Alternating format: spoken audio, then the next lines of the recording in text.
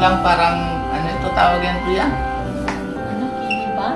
Muntik na may gas-gas. Kidney. Pag naiinom siya ulit, pwede naman po yung cancer. Pag nag-inom pa? O ipag-iinom pa ulit.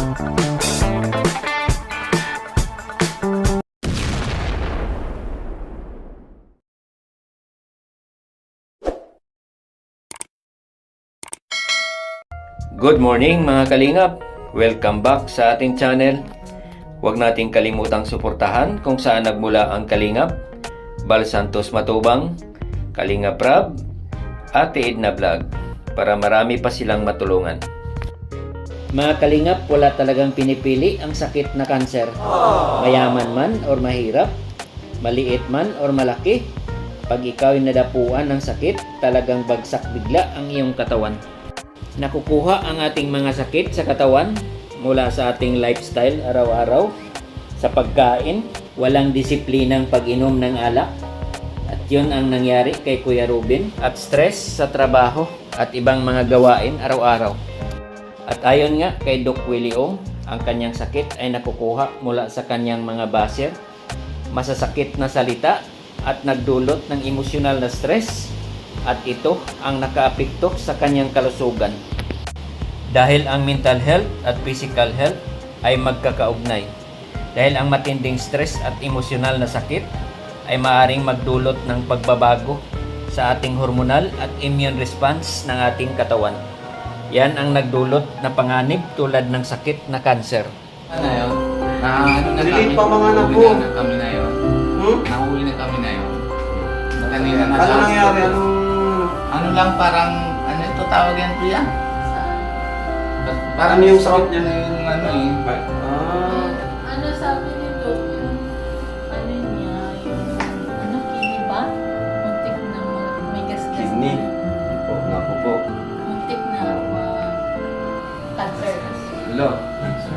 Muntik na daw. Ingatan mo kayo. Pag naiinom siya ulit, pwede naman po yung cancer. Pag nag-inom pa? O ipag-iinom pa ulit. Pero hindi na. Tigilan mo na yan, kuya. Hindi ko na kuya. Hindi na. Dito ka bro, parang mas magandang ilaw dito. Dito mas maganda. Pala kuya, nagdala akong prutas. Salamat po. Para sa'yo kuya. Salamat po. Kuya, okay ka lang? Kailan kayo mga kuya? Naawa na nga ako dito kay Nico eh. Nagaling siya na kay nadala-dala na kay Papa kay sigalan sa hospital. Pagdating dito, Dito, hospital ako na naman. Hospital na naman. Okay lang yan kuya. Ano kuya? Okay ka lang? Luluwa tuloy si Kuya Nico. Kasi gusto ko nga mamatay na eh. Kung talaga mamamatay na ako, isa naman ako magpanukto, mamatay na lang ako. Ayaw ko talaga magpanukto. Ayaw ko. Siguro pag nilala niyo ako sa doktor, di ako mabuli na sa nga mamatay ako.